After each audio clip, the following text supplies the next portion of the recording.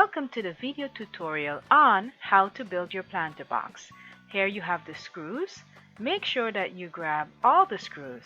We have given you exactly the amount of screws that you need plus an extra one. Alright, so you're going to be building the planter box. This is the bottom. As you see, the holes are for the drainage, and this is the front, the chalk area. This is the inside area. And there you see the back area, again with the lines pointing.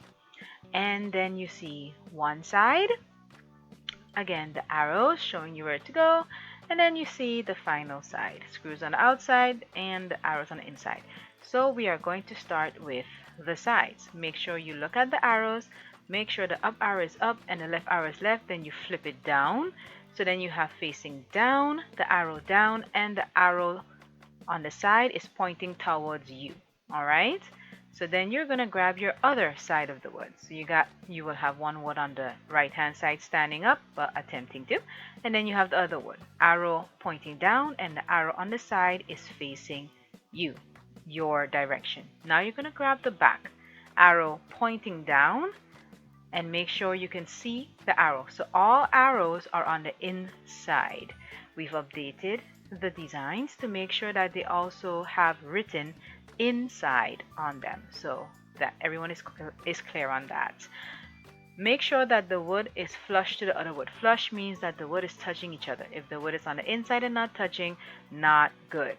So once again, the wood has to be touching, the back has to be touching the outside sides of the wood. Now here you have your front. That arrow, make sure that's pointing down, and then you put that in between the two sides and you fix it to make sure that it's flush. Again, flush means touching the outside of the wood. So outside of the wood is touching the left outside of the wood, the edges. We recommend grabbing a screw with your hand and screwing it in first. So you make sure everything is lined up before you start anything at all.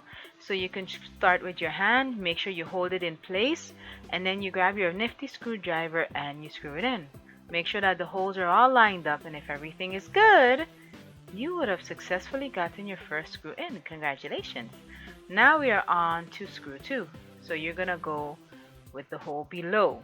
Alright, so go with the hole below. Again, if you want to do anything other than that, that's also fine. It's up to you, but we found that doing it this way makes it less complicated. Okay, now you're on the other side. So you're gonna make sure you start at the top and you make sure that your wood is lined up flush at the edge of the outside left or right, and your center wood is lined up perfectly. You put your screw in and you start screwing with your screwdriver, or you have a hand drill, whichever works for you best. Alright, so when that's nice and tight and all the way in, then you go with the one below. So you're turning it around to make sure that you can see it properly. So what you did first, you went on one side and now you're on the other side. Now you have two pieces that are together that has two screws in each side. If all is well, you have one on one side and one on the other side. So now you're gonna flip it around, and if everything is good, you'll be able to then line them up in such a way that it's like a little puzzle piece. Wood is flush to the other wood on the left and right side, and remember, this is wood, so sometimes it's going to be perfect and sometimes the wood might decide to move a bit because wood does what wood wants to do, but we work with what we have. So now you are going to start at the top on the other side. Alright, so there you go again. Grab your nifty screwdriver and your screws, and you are going to work. And you've done that. Great job. And now you're going to go to the final screw, which is the bottom screw on the right side, because again, the black is facing you. So here you go. And then when you're finished with that, you will have had 4 screws screwed in. Again, if it takes a bit and if it's not lining up properly, no worries, just have a little bit of patience and you will be just fine. Just find that area where you see we pre-drilled the hole for you in everything. Just try to peep on the inside and see that you can see it perfectly. And then, boop, you got that. Great. All right, so there you go. You just did that one. And now you're supposed to be on your final screw. If I am moving too fast, simply pause and rewind and slow down and take your time. But this is just a fast-paced way how to get everything done so that you see. Now you have 4 screws on left side and you have 4 screws on the right side. Now it's time to do the bottom. Now if you look carefully, you're going to see an X and then you're going to see the arrow pointing. Make sure that the arrow is pointing towards you and you have the black part pointing towards you. Then you flip it over and then you're good. Now if it's too difficult to get it in, then you simply loosen up the top screws, only the top screws, loosen them up, so then it will be much easier for you to then get the bottom piece in. So once all of that is set in place, then you simply screw back the screws that you loosened up, which is the top screws. If you didn't have to loosen anything up, not a problem there either, because I'm sure you're doing a great job.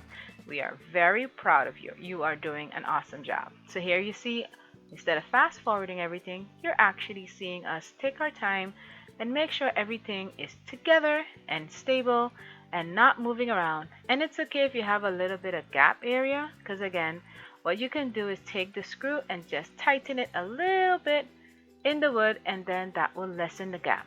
Again, wood does what wood wants to do.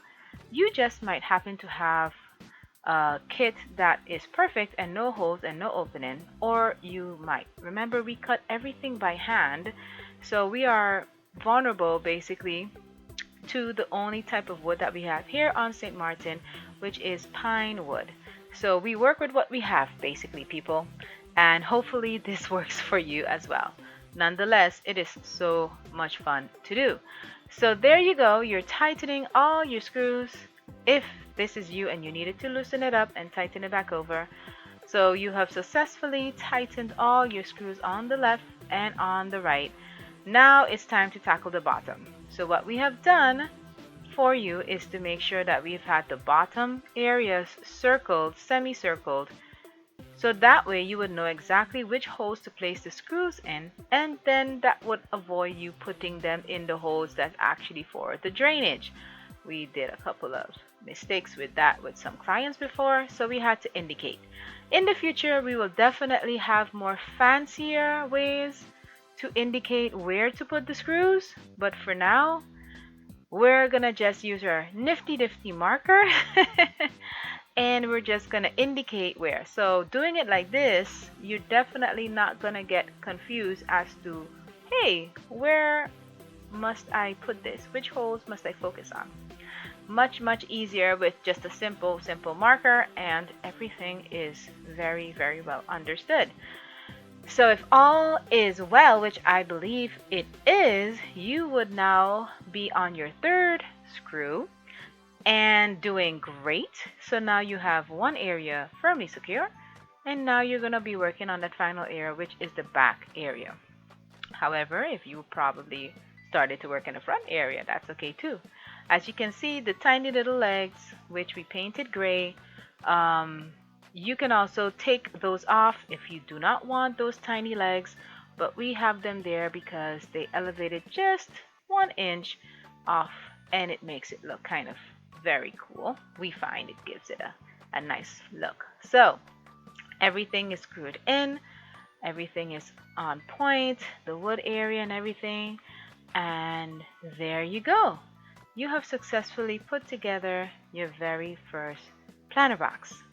Now, if you've been doing this with us for a while, it might be your 3rd, 4th, or 5th, but it's super fun to do. Super easy, super simple, and now you get to do the fun part. So first and foremost, make sure that you prepare your chalkboard by running your chalk all over the chalkboard, taking a wet wipe or paper and wiping that off, and then your chalkboard is ready to go.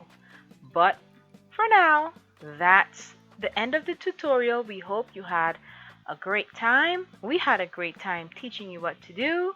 And until next time, made to order design, St. Maarten signing off. Bye bye.